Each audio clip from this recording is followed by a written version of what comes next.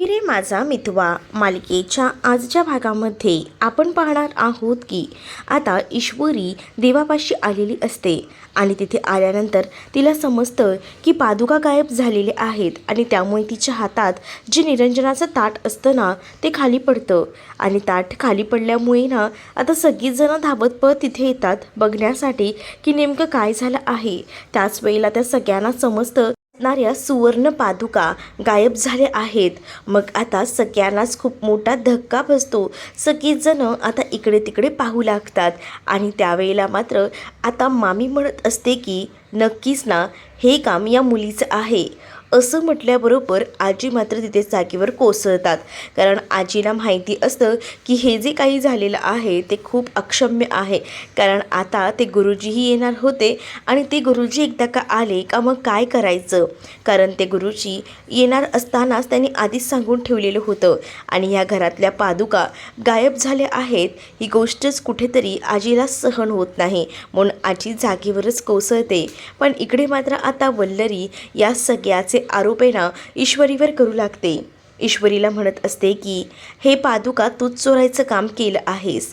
त्यावर ईश्वरी म्हणते की तुम्ही असं का म्हणताय, प्लीज असं बोलू नका, प्लीज असं बोलूनच ना ती आता रिक्वेस्ट करत असते.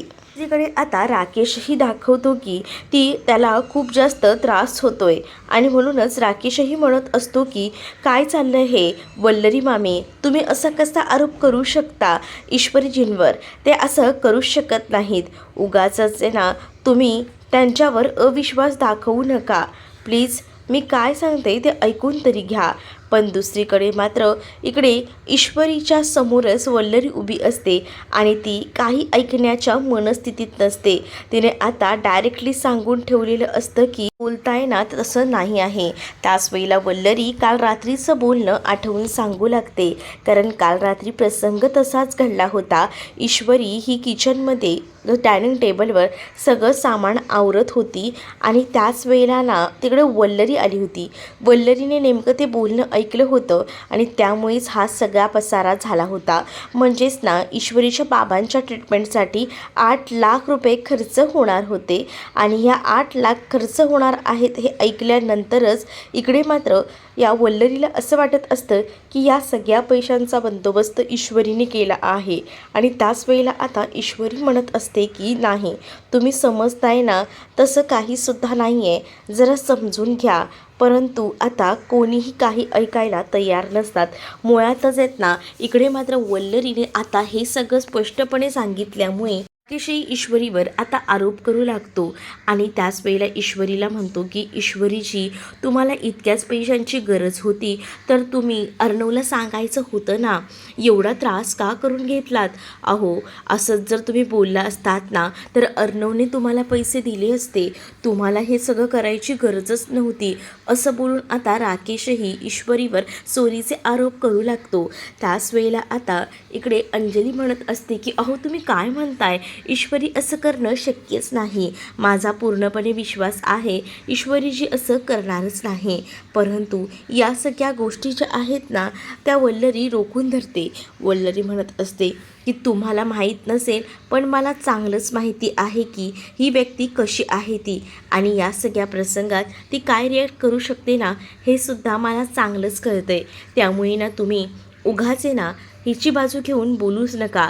तिने सरळ सरळ आपल्या आईला सांगितलं होतं, मी ऐकलं होतं रात्री, मी करते पैशांचा बंदोबस्त काहीतरी, म्हणून डायरेक्ट तिने सुवर्ण पादुका चोरल्या आहेत.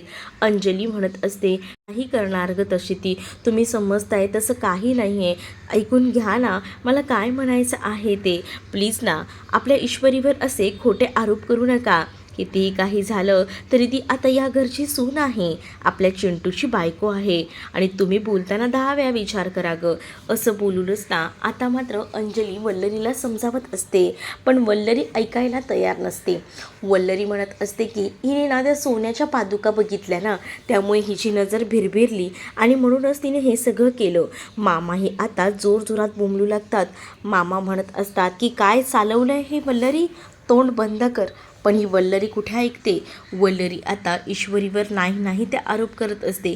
बिचारी ईश्वरी हे सगळं काही सहन करत असते, कारण खरं तर हे सगळं सहनशक्तीच्या पलीकडे असतं. तरीसुद्धा आता कोणीच काही बोलत नाही आहे आणि वल्लरीचाच आवाज चढतोय म्हटल्यावर तिलाही काही बोलता येतच नव्हतं. तर दुसरीकडे मात्र आता पाहायला मिळतं तिथे अर्णव आलेला असतो आणि अर्णवने आता हे सगळं काही ऐकलेलं असतं. त्यामुळे अर्णव तिथे येतो आणि म्हणत असतो की मामी, तू जे काही बोलतेस ना ते प्लीज थांबव आणि असाच ईश्वरीवर आरोप करू नकोस, कारण माझी बायको असं काही करणं शक्यच नाही. मुळात राहिला प्रश्न या सगळ्या गोष्टी कोणी केल्या तर त्या आपण शोधून काढू, पण तू माझ्या बायकोला या सगळ्यामध्ये कसं काय इन्व्हॉल्व करू शकते. आणि ती हे सगळं करणार नाही, कारण ती या देवासाठी दिवस रात्र काही ना काही करत असते आणि मग ती देवासाठीच हे असं सगळं कसं काय करू शकते याचा जरा जरी विचार कर ना. मला पूर्ण खात्री आहे हे सगळं तिने केलेलं नाही. उगाचे ना तिच्यावर नाही ते आरोप करू नका. माझी बायको तुम्ही समजताना तशी नाही आहे. आणि असं बोलूनच ना आता मात्र खूप जास्त रडारड इथे होत असते. पण इकडे अर्णवने ईश्वरीची बाजू ठामपणे घेतल्यामुळेच ना ईश्वरीला सुद्धा थोडं बरं वाटतं. ईश्वरी आता अर्णवकडे पाहू लागते आणि त्याच वेळेला आता अर्णव म्हणत असतो की तुम्हाला जर तो चोरस शोधायचा असेल ना तर आपण ते सगळं शोधून काढूया, पण ईश्वरीवर लागलेले आरोप आहेत ना मी सहन करू शकत नाही. बिचाऱ्या ईश्वरीने काही केलेलं नसतानासुद्धा तुम्ही इतकं सगळं तिला बोलताय, हे सगळं चुकीचं आहे. आकाशही आता वल्लरीवर ओरडत असतो, हा मॉम, ईश्वरी असं करणं कधीच शक्य नाही. ईश्वरी देवाला किती मानते आणि ह्या सुवर्ण पादुका ती कशा चोरू शकते. तू विचारच कसा केलास ह्या सगळ्या गोष्टी ती करण्याचा. तुझा काहीतरी गैरसमज होतोय आणि उगाचे ना या गैरसमजावरून सुतावर ना स्वर्ग गाठू नकोस. अरे पण आता काय करायचं आहे ना त्याचा विचार करा. या सुवर्ण पादुका घरात ना गायब झाल्या आहेत. अरे काय म्हणायचं, लोक काय विचार करतील आपल्याबद्दल, हा विचार करा रे, हा विचार करा. असं देखील आता ओरडून बोलत असतात. इकडे असणाऱ्या आजीना आता अर्णव शांत करत असतो आणि आजीना अर्णव म्हणत असतो की आजी नको ग इतकी पॅनिक होऊ, मी बघतो काय करायचं आहे ते आणि मला माहिती आहे ह्या सगळ्यामध्ये कोण आहे ते आणि ह्या सगळ्याचाच खरा सूत्रधार ना मी शोधून काढेन, पण तू इतकी काळजी करू नकोस. असं बोलूनच ना तो तिचं टेन्शन कमी करायचा प्रयत्न करत असतो. इथे मात्र आजी ही आता टेन्शनमध्ये असते, डोक्याला हात लावून बसते. मग मी उगाचच या मुलीकडे जबाबदारी दिली असं मला वाटतंय, कारण मला असं वाटलं होतं की ही काहीतरी योग्यरित्या करेल, पण नाही, हिने तर सगळंच हरवून बसली. आता काय करायचं आहे. आणि त्याच वेळेला मात्र आता ईश्वरी म्हणत असते की आजी आम्ही हे सगळं शोधून काढतो. तर अर्णव मात्र आजीला म्हणत असतो की आजी मला थोडा वेळ दे, मी हे सगळं काही बघतो, कारण तुम्ही ना चुकीचे आरोप ईश्वरीवर लावताय. तेवढ्यातच आजीचा फोन वाजतो. आजीचा फोन वाजल्यामुळे आता मात्र सगळीच जण पाहू लागतात, कारण आजींच्या हातातला फोन आता खाली पडलेला असतो. आता आजींना विचारलं जातं की का म्हणून फोन तुम्ही खाली टाकलेला आहे. त्यावर आजी आता सांगू लागतात की स्वामी म्हटलं होतं ना मी काल तुम्हाला, ते आता यायला निघालेले आहेत. स्वामी येत आहेत आता 2च तासात आणि आपल्या घरात तर आता पूजा करायला, अभिषेक करायला तर सुवर्ण पादुकाच नाही आहेत. मग आता कसं सगळं मॅनेज करायचं आहे याचा विचार करते मी, त्यानेच मला त्रास व्हायला लागलाय. असं बोलून आता इकडे मात्र तिने डोक्याला हात लावून घेतलेला असतो. आता ईश्वरीलाही धक्का बसतो. ईश्वरीही विचार करते की हे सगळं काय होऊन बसलेलं आहे, ज्याचा मी कधीही विचारही केला नव्हता. त्या सगळ्या गोष्टी आता घडतायत, पण हे नको व्हायला होतं. आता अर्णव पुन्हा एकदा आजीला सांगत असतो की आजी तू काळजी करू नकोस, या सगळ्याचा खरा सूत्रधार कोण आहे ना ते मी शोधून काढतोच आणि तुझ्या समोर 2 तासाच्या आत हे सगळं काही आणतो. मग तू काळजीच करू नको, कारण अर्णवला माहिती असतं की या सगळ्यामध्ये ना म्हणजेच हे सुवर्ण पादुका चोरण्यामागे दुसरं तिसरं कोणी नाही तर हा राकेशच असू शकतो. हे आता माहिती पडलेलं असतं अर्णवला आणि ईश्वरीला सुद्धा.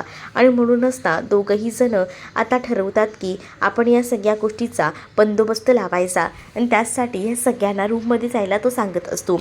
पण वल्लरी म्हणत असते की मी कुठेही रूममध्ये वगैरे जाणार नाही आहे आणि त्याचसोबत मी इथेच थांबणार आहे, कारण मलाही बघायचं आहे की तुम्ही काय काय करताय ते. कारण मला पूर्ण खात्री आहे की हे सगळं ना ह्या ईश्वरीनेच केलेलं आहे असं देखील आता म्हटलं जातं.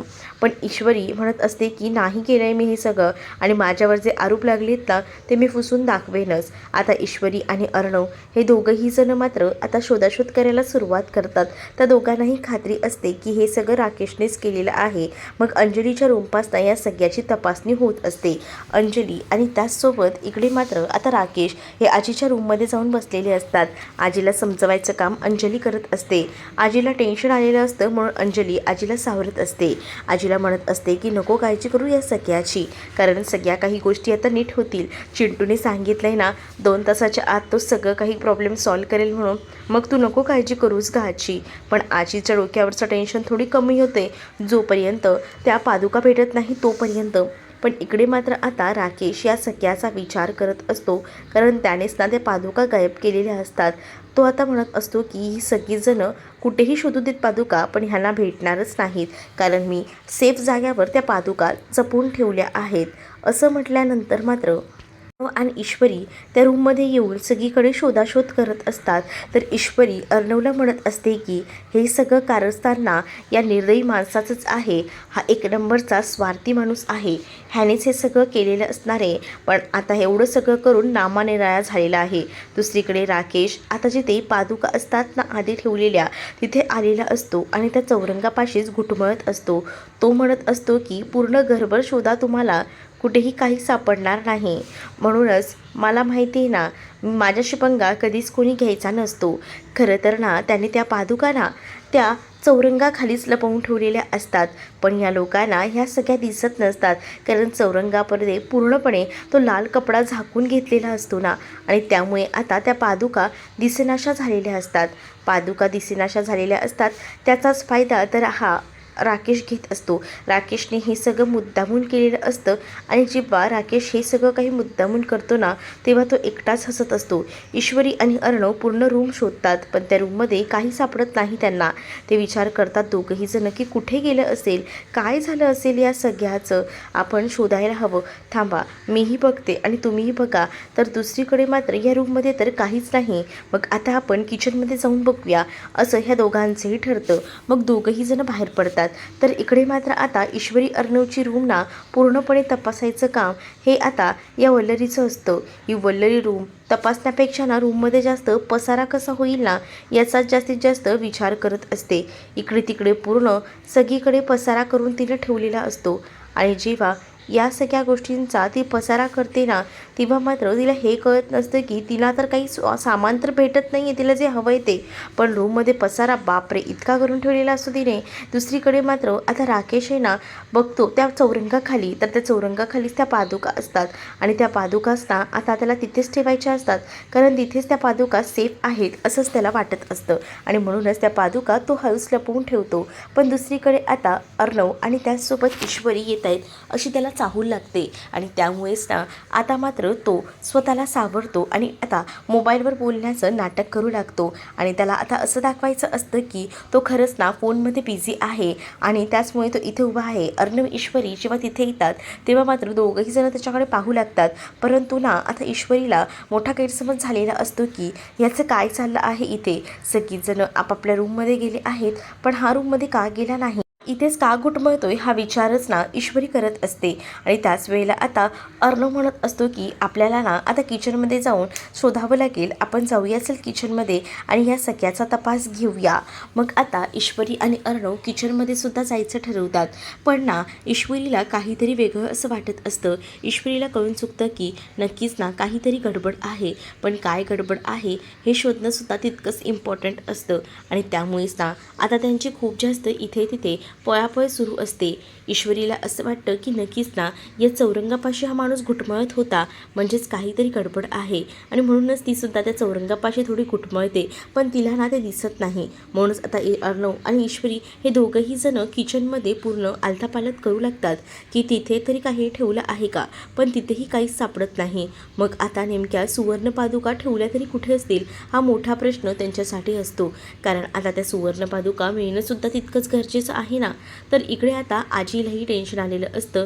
तर आजीच्या मनात अनेक विचार सुरू असतात की ह्या पोरांना मिळेल का हे. तर अंजली मात्र ईश्वरीची बाजू घेऊन आजीशी बोलत असते आणि ती म्हणत असते की आजी नको गं इतका विचार करूस, इतका विचार करत राहिलीस ना तर या सगळ्यांनी तुलाच त्रास होणार आहे. आणि मी तुला सांगू का, ईश्वरीनं असं कधीही करणं शक्य नाही. तू ना त्या मुलीबद्दल ना काहीच बोलू नको असं आजी आता अंजलीला म्हणू लागतात. तर अंजली म्हणते की तुझा ना काहीतरी गैरसमज होतोय, तसंच काहीच करणार नाही आहे ती. तुला ना वाटत असेल तसं, पण नको तसा समज करून घेऊ, कारण मला माहिती आहे ना की हे सगळं काय आहे ते.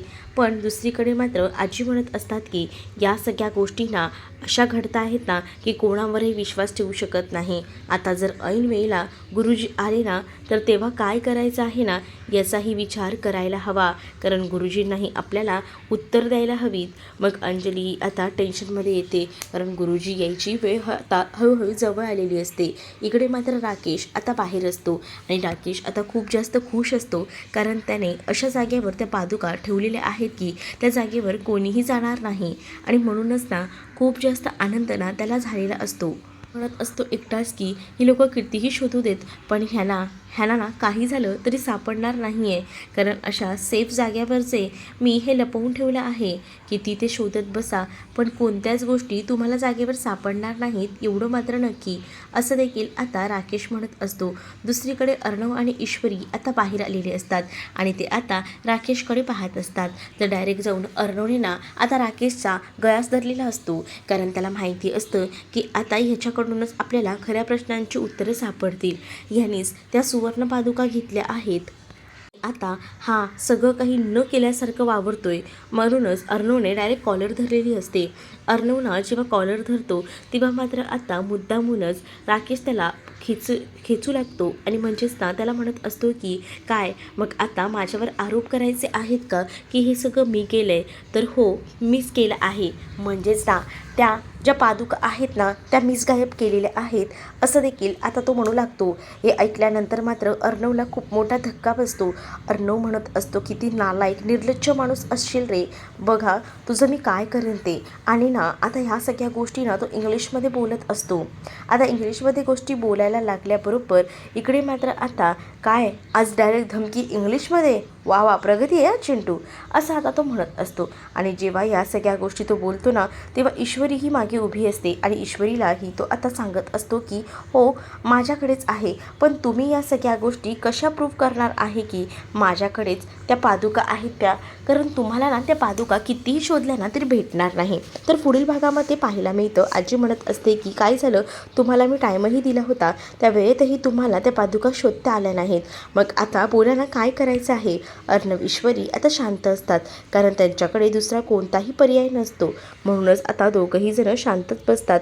मात्र आता ईश्वरी ही म्हणत असते की आता आपल्याकडे एकच पर्याय आहे, आणि असं बोलूनच ना ती आता चौरंगापाशी गेलेली असते. आणि जेव्हा ती चौरंगाकडे जाते ना तेव्हा मात्र आता राकेश थोडा बिथरतो. राकेशच्या लक्षात येतं की या ईश्वरीला कळलं की काय मी त्या चौरंगाखाली ते पादुका ठेवल्या आहेत, त्या बहुतेक कळलेलं दिसते, म्हणूनच तर ही ते चौरंगापाशी गेली आहे असाच विचार ना आता मात्र राकेशच्या मनामध्ये येत असतो.